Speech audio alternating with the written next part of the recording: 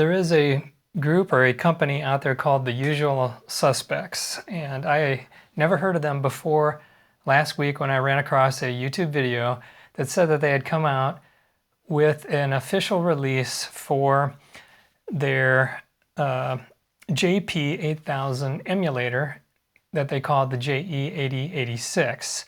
And I saw a few videos on that plugin, and I thought it'd be really interesting to download it because it is free and give it a try, and then do a side-by-side comparison with the OG, the original, the JP8000 that I have sitting right here.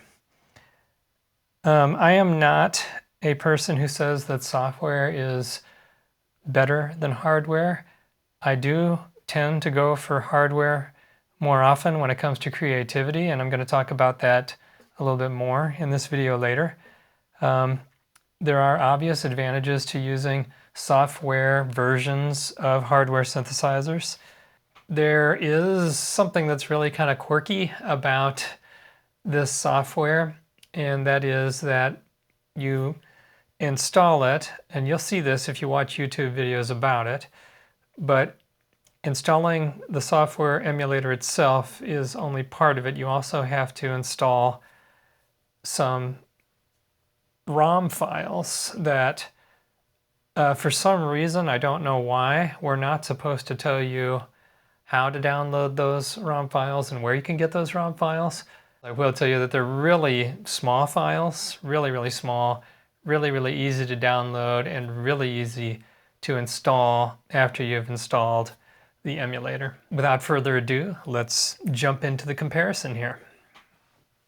All right, so in my DAW, which is Bitwig, you can see here that I got the JE-8086, and I have it to where it is being controlled via MIDI at the same time as I'm recording the output from the JP8000. So I'm recording the JP8000 and the plug-in audio at the exact same time, using this as the controller. And let's go ahead and get started. On the JP8000, I have preset number 24, and the same preset is on the JE-8086. Now the weird thing is that the numbers don't change. This may be some kind of a bug or something, but even whenever you change the preset, the name of the preset changes, but not the number. So I guess that's a little bug. It's not a real big deal, and I imagine that's something they could probably fix in a future software update.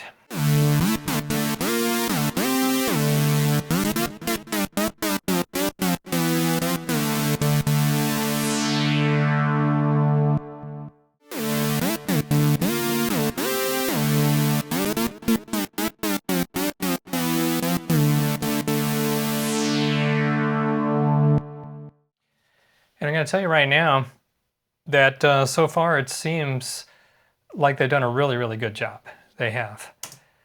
The difference between these two synthesizers, that is the OG version and the plug-in, is really minor. Let's go to another preset here.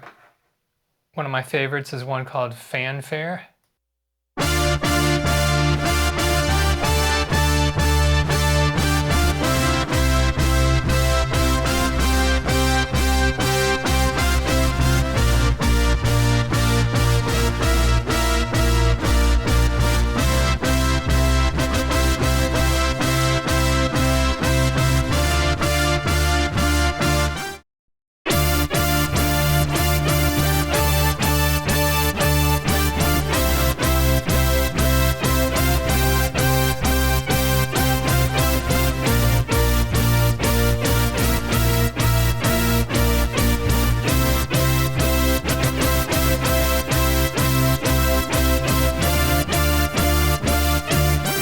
Called Sweepers.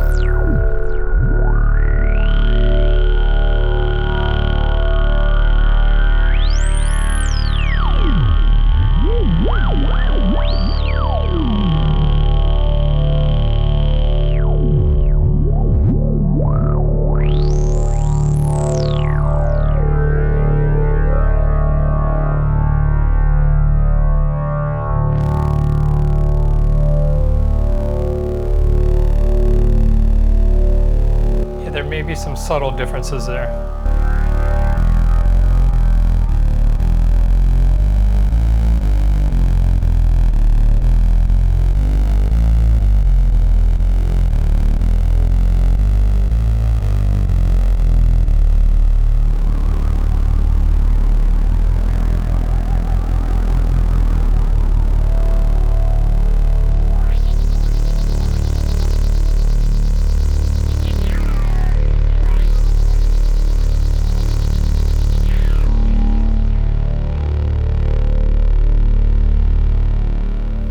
Nice, very nice.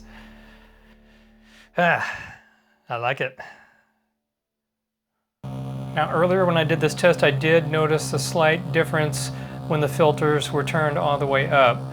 The JP8000 sounded just a little bit warmer, just a little bit less top end. Just a little more background here. I really do love hardware instruments. I have a actual Roland D50 here, and I have tried the software version of the Roland D50 that's found in Roland Cloud. And I also, to my left that you can't see right now, I have a real JD-8000, and I also have the software version of the JD-8000. And obviously the software versions do have their advantages. Okay, there's no arguing that at all. You can have multiple instances of the software version, and it's just a lot more practical. It would be foolish to say otherwise. If you need to take your studio on the road, you're not going to want to take these actual instruments with you as often. You can, but it's difficult and impossible in some cases. So I'm really, really happy that companies do make these software versions, and I have to say that the creators of the JE-8086 did a really, really good job. And it's free, so I'm not making any money or anything by saying that. I'm not even monetized or sponsored at all on this channel at the time that this video was created. So I'm just sharing this information for you. When it comes to actually choosing between software and hardware, for me, in most cases, I want the hardware. I just love having the real hardware. Just while I was doing this test, I'm reminded how much I love the immediacy of hardware. Okay, whenever I want to change something, it's so easy just to reach out and move something and quickly make a completely different sound. Now, of course, you can do that in a DAW, with a plug-in, but it's just not as fast.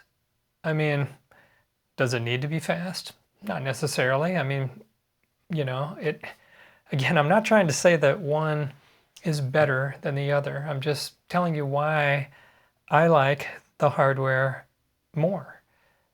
That's just how it is for me. But everybody's going to be different.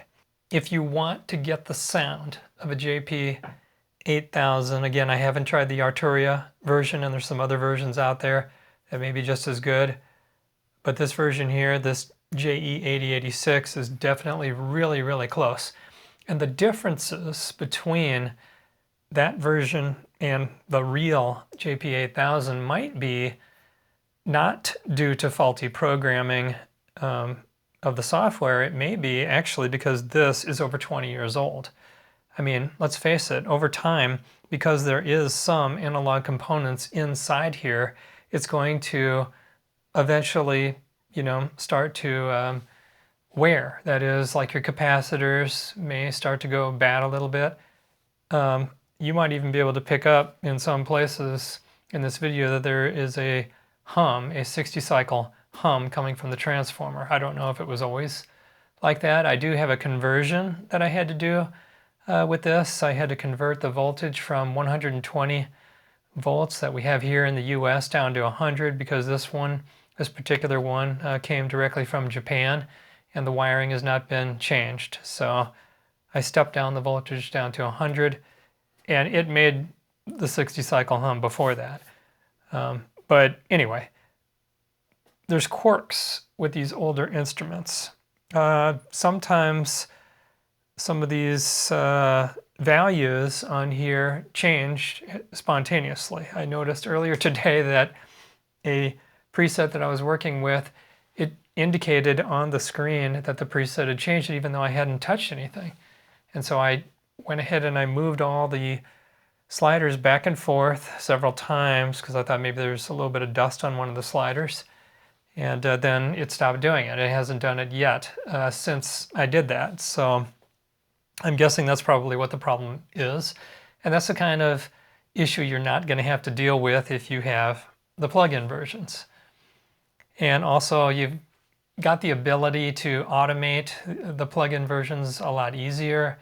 You can use modulators within your DAW, like I have Bitwig Studio, same with Ableton, and I believe the newest versions of Cubase, and of course probably pretty much any DAW right now allows you to modulate individual settings on plugins, and you're going to be able to do that, of course, a whole lot easier with the plugin.